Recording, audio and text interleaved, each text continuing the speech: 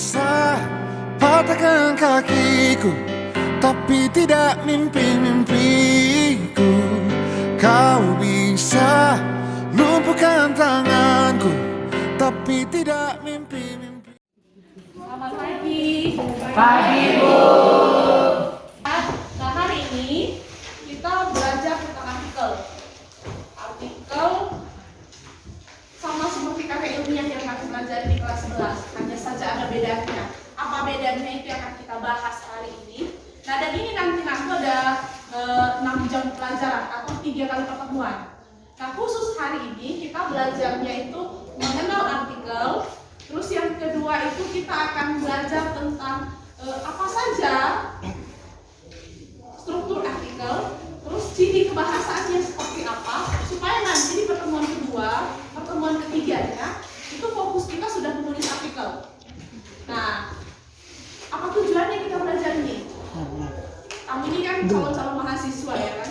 Mahasiswa. Jadi calon mahasiswa sebentar lagi itu menulis itu tidak hanya untuk memenuhi tugas. Menulis juga bisa menghasilkan duit. Yakin tidak? Yakin.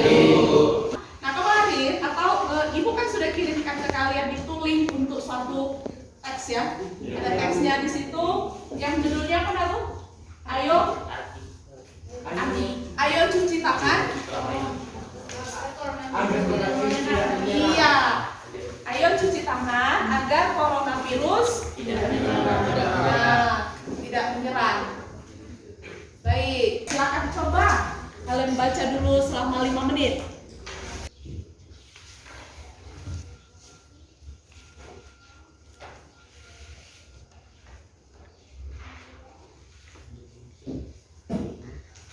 Sudah selesai dibaca? Sudah selesai dibaca ya. Nah, kita akan lanjutkan dari yang sudah kamu baca. Sekarang yang ingin saya tanya, itu materinya tentang apa? Bahasanya apa? Virus corona atau cuci tangannya? Cuci tangan untuk mencegah corona ya. Jadi dua-duanya benar. Ada virus corona, iya, mengenai virus corona memang itu, karena lagi itu pula yang hits sekarang ya, lagi booming dia. Nah, terus yang kedua tadi tentang cara cuci tangan supaya tidak terjangkit oleh virus corona. Nah, kita akan lihat selama kamu hidup, kamu tahu kan, baca koran. Terus di handphone pun sekarang banyak ya artikel. Menurut kamu yang di koran itu kan banyak sekali tuh berita. Yang namanya artikel dengan berita itu bedanya di mana sih? Coba, siapa yang bisa? Nah, silakan Ibu. Artikel disajikan lebih singkat daripada berita, Bu. Artikel itu disajikan lebih singkat daripada berita. Oke, yang lain. Aku bisa bedakan antara artikel dengan apa lagi tulisan di koran. Kalau menurutku bedanya berita sama artikel itu, kalau berita dia sepenuhnya fakta, Bu. Kalau artikel dia ada fakta, ada opini. Baik, kalau berdasarkan pendapat Dendi, artikel itu keseluruhan adalah berita itu keseluruhan adalah fakta. Tapi kalau artikel ada fakta, ada opininya. Baik, ada lagi yang berbeda. Perempuannya mana nih? Jangan bersalah. Ada yang mau menyampaikan? Benarkah sebuah berita itu seluruhnya adalah fakta? Tidak. Nah, kan di kelas 10 kalian ada juga belajar fakta dan opini dari sebuah berita ya kan? Cuma di mana bedanya? Sama-sama memiliki fakta opini. Di mana bedanya kira-kira? Nah, kalau berita yang dia sajikan itu adalah informasi aktual dan memang yang diutamakan adalah faktanya.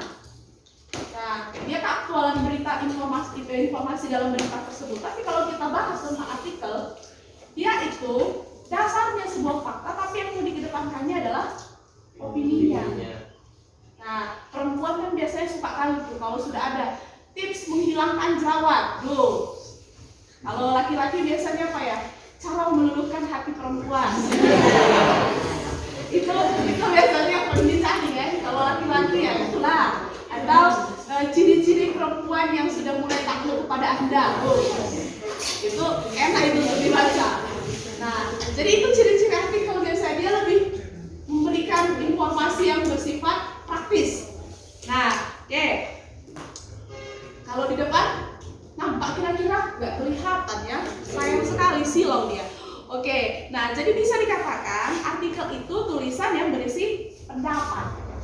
pendapat.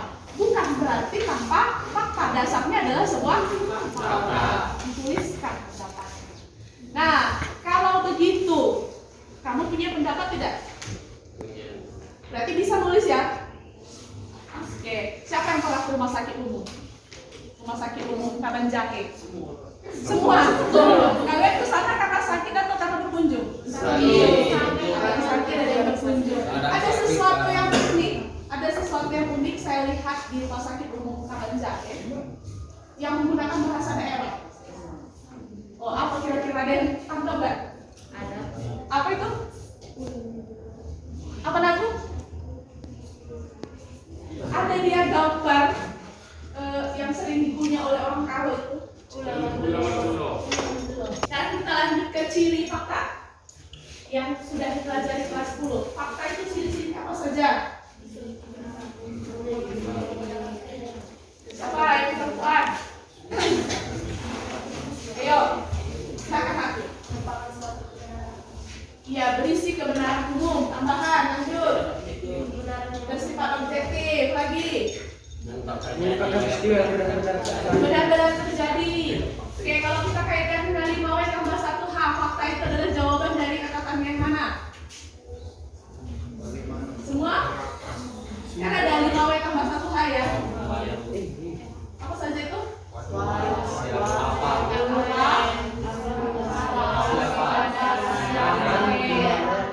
Yang saya sebutkan 5W tambah 1H, tapi tetap karena pelajaran bahasa Indonesia kelihatan bahasa cinta kalian. Bahasa Indonesia yang kalian sebutkan. Ada 5W tambah 1H, kecuali tadi saya katakan masih ingat dengan adik Simba. Oke, adik Simba. Apa? Siapa? Di mana? Opini apa aku? Mengandung pendapat pribadi atau orang lain. Lagi? Bersifat? Subjektif atau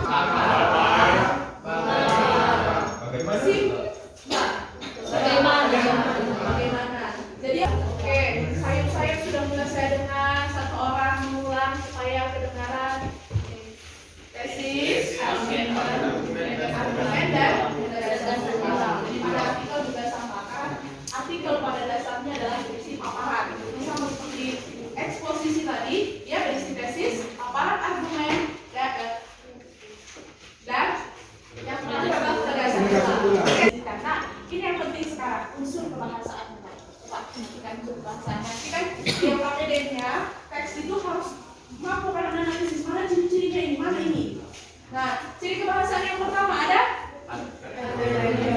adverbia. Apa adverbia?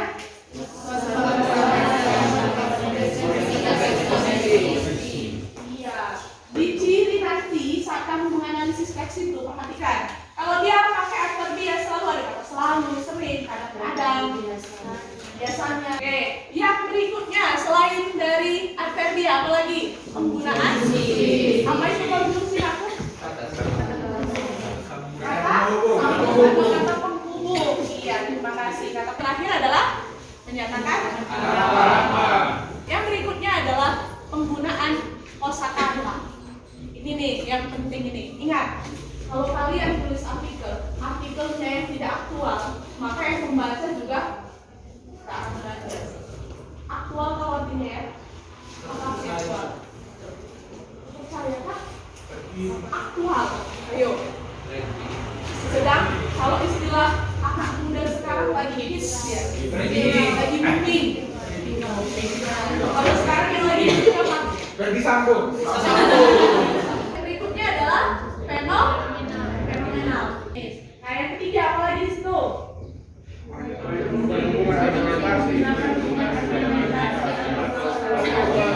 Iya. Nah, di tangan kamu juga sudah ada kolom-kolomnya kan? Sudah ada kolom-kolomnya kan? Coba silakan dimasukkan ke kolom-kolom itu. Nah, mana di situ yang termasuk fakta? Pindahkan dia. Mana yang termasuk opini? Terus temukan dia unsur kebahasaannya. Pindahkan dia dari teks di LKPD ini ke kolom tersebut. Fakta yang pertama, Coronavirus merupakan sebuah virus baru yang menyebabkan gangguan pada sistem pernapasan pada manusia dan dapat menular antar sesama manusia. Kedua, seseorang dapat ditularkan coronavirus melalui droplet dari saluran pernapasan yang diproduksi saat orang terinfeksi batuk. Kalau menurut kelompok kami Bu, yang termasuk fakta itu, pertama, akhir-akhir ini dunia dihebohkan dengan infeksi virus yang bernama coronavirus. Yang kedua itu Bu, coronavirus atau coronavirus disease 2019 atau COVID-19 merupakan sebuah virus baru yang menyebabkan gangguan pada sistem pernapasan pada manusia dan dapat menular antar sesama manusia. Terus yang ketiga, virus ini ditemukan pertama kali pada sebuah tempat di Cina bernama Wuhan. Hingga 22 Maret 2020 terdapat 292.142 kasus terkonfirmasi dari berbagai negara, termasuk China, Singapura, Malaysia, Jepang, Vietnam, Australia, hingga Prancis, Amerika Serikat, dan Indonesia. Terus keempat itu Bu,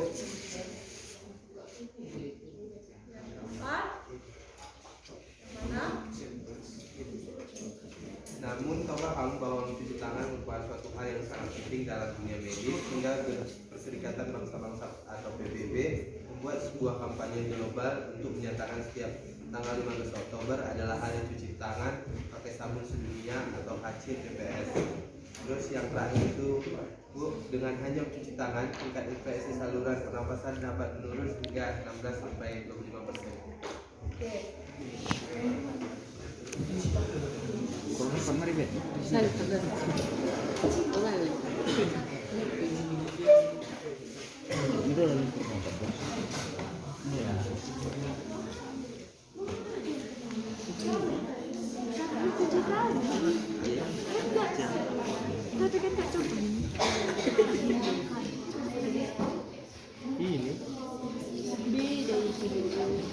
Dan saya Jadi Ricardo Tarigan dari kelompok Jerman. Di sini akan menyatakan penggunaan istilah, yaitu yang pertama infeksi, vaksin, infeksi coronavirus, terus droplet, influenza, sama Nama dari kelompok. Nama saya Lutfi Rahim Simanjorang. Saya dari kelompok Mahir.